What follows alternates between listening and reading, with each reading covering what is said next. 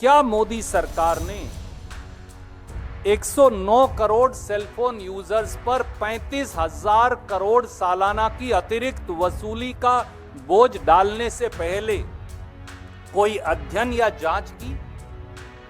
क्या मोदी सरकार ने नीलामी के माध्यम से स्पेक्ट्रम की खरीद से होने वाले असर या कैपेक्स की जरूरत का कोई अध्ययन किया? कोई ऐसी स्टडी उनके पास है? क्या मोदी सरकार ने एजीआर एडजस्टेड ग्रॉस रेवेन्यू पर दी गई पिछली रियायतें या फिर 20 नवंबर 2019 को मोदी जी ने छूट दे दी थी 42,000 करोड़ की स्पेक्ट्रम ऑक्शन इंस्टॉलमेंट की पेमेंट की, उनका क्या असर होगा, इसका कोई अध्ययन किया?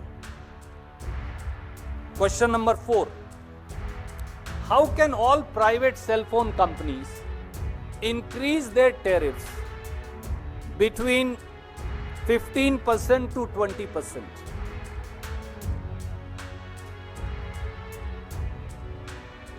Despite the fact that their profitability varies, their capex requirement vary,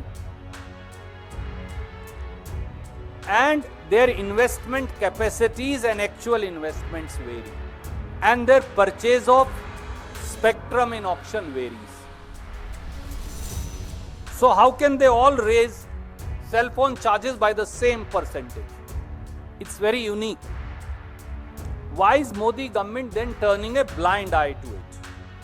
ऐसा कैसे हो सकता है कि सभी सेल फोन कंपनियां अपने सेल फोन के चार्जेस 15% से 20% लगभग बराबर बढ़ा दें, जबकि उनकी इन्वेस्टमेंट की कैपेसिटी, उनके कस्टमर्स, उनका केपेक्स रिक्वायरमेंट, उनकी कैपेसिटीज, उनकी एक्सपेंशन प्लान सब भिन्न है? तो क्या मोदी सरकार ने आंख बंद कर ली?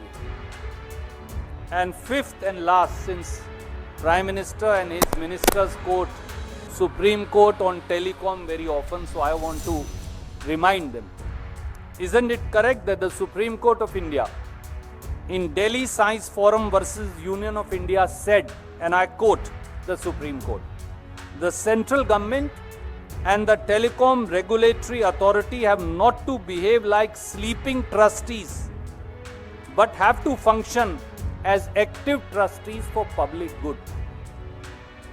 This is something that Prime Minister and his colleagues used to quote very often.